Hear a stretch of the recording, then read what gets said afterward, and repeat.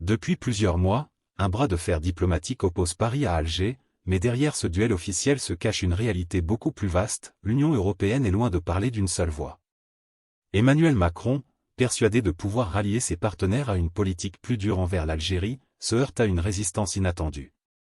Sa demande, réduire de manière significative le nombre de visas délivrés aux ressortissants algériens, en représailles au refus supposé d'Alger de reprendre ses ressortissants en situation irrégulière expulsés de France. Ce dossier, que certains pensaient technique et administratif, s'est rapidement transformé en affaire hautement politique.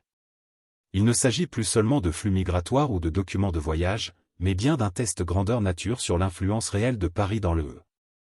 Et le constat est sévère, de Madrid à Rome, en passant par Berlin, la plupart des capitales refusent de suivre la ligne française. Certaines, comme l'Italie de Giorgia Meloni, vont même à l'opposé, renforçant leurs liens avec Alger.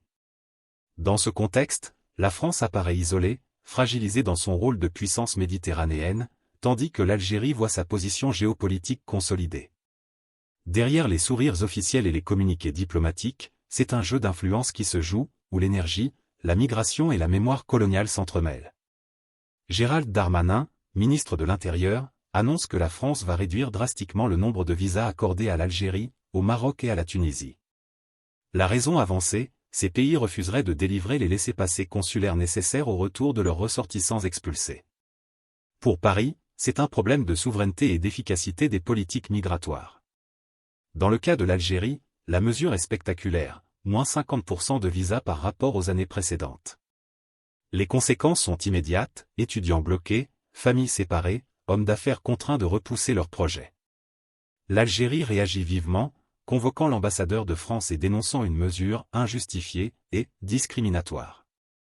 Cette décision s'inscrit dans une longue série de tensions franco-algériennes.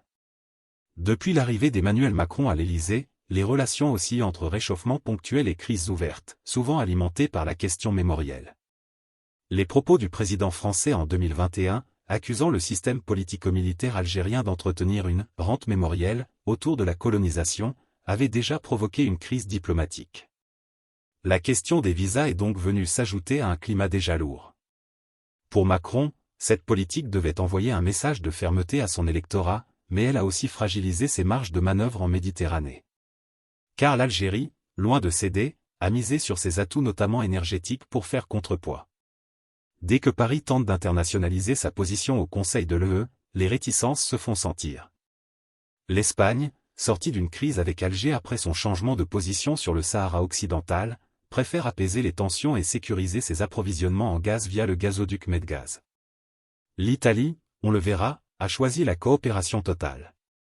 Le Portugal et l'Allemagne partagent la même prudence, conscients que l'Algérie est un fournisseur stratégique. Trois arguments dominent ce refus collectif. Sécurité énergétique, depuis la guerre en Ukraine et la réduction des livraisons de gaz russe, le gaz algérien est redevenu vital. L'Algérie a fourni environ 12% du gaz importé par l'UE en 2023. Gestion migratoire pragmatique, plutôt que la confrontation, certains États jugent plus efficace d'obtenir la coopération d'Alger par le dialogue. Opportunités économiques, l'Algérie est un marché en expansion pour les entreprises européennes, notamment dans les secteurs de l'énergie, des infrastructures et de la défense. Face à cela, la diplomatie française se retrouve sans relais solide. Les discussions à Bruxelles tournent court, et le projet d'une position commune sur les visas disparaît des priorités de l'agenda européen. Giorgia Meloni a fait de l'Algérie l'un des piliers de sa politique étrangère méditerranéenne. En janvier 2023, elle se rend à Alger avec plusieurs ministres et signe une série d'accords portant sur l'énergie, l'industrie et la coopération sécuritaire. Rome obtient de Sonatrach, la compagnie nationale algérienne, l'augmentation des livraisons de gaz via le gazoduc Transmed. Objectif, faire de l'Italie un hub énergétique pour redistribuer le gaz vers le reste de l'Europe. En choisissant ce partenariat renforcé, Meloni envoie un message clair à Paris, l'Italie ne se contentera pas de suivre ses orientations, surtout lorsqu'elles vont à l'encontre de ses intérêts économiques et sécuritaires. À Bruxelles, cette posture est perçue comme une affirmation d'indépendance italienne, mais aussi comme une stratégie pour gagner en influence au sud de la Méditerranée. Pour Alger, c'est une victoire diplomatique, en diversifiant ses partenariats, elle réduit sa dépendance à la France et multiplie ses options stratégiques. L'échec à fédérer ses partenaires européens autour de la ligne dure sur les visas renforce l'image d'un président isolé. Cela affaiblit la position française sur d'autres dossiers méditerranéens, comme la Libye ou le Sahel, où Paris tente déjà de maintenir son influence face à de nouveaux acteurs. Sur le plan intérieur, cette situation alimente les critiques de l'opposition.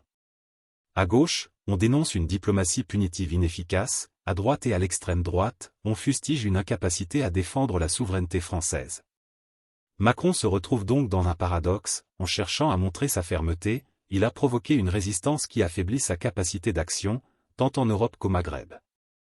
Profitant de la situation, l'Algérie accélère sa stratégie de diversification diplomatique. Outre l'Italie, elle renforce ses liens avec l'Espagne, qui a signé en 2022 de nouveaux contrats gaziers, et avec l'Allemagne, intéressée par le potentiel solaire algérien pour produire de l'hydrogène vert. Alger ne se limite pas à l'Europe, elle approfondit sa coopération avec la Chine dans les infrastructures et avec la Russie dans le domaine militaire. Cette multipolarité lui offre une marge de manœuvre considérable. Sur la scène internationale, l'Algérie apparaît ainsi comme un partenaire incontournable pour qui veut peser en Méditerranée et en Afrique du Nord. La crise avec Paris devient presque un atout, renforçant son image de pays capable de résister aux pressions occidentales. Cet épisode illustre les limites de l'influence française au sein de l'UE, notamment lorsque ses intérêts spécifiques ne coïncident pas avec ceux de ses partenaires. La question des visas algériens, loin d'être un détail administratif, s'est transformée en symbole de ce décalage. Pendant que Paris tente de maintenir une posture ferme, d'autres capitales privilégient le dialogue et la coopération avec Alger, parfois en signant des accords qui affaiblissent encore la position française. L'Italie, en particulier, a su exploiter cette divergence pour renforcer son rôle régional et consolider ses intérêts énergétiques. L'Algérie, elle, en sort renforcée, ayant réussi à tourner à son avantage une crise diplomatique. Reste à savoir si la France choisira d'adapter sa stratégie ou si elle persistera dans une ligne dure qui, pour l'instant, semble l'isoler davantage dans une Europe de plus en plus pragmatique.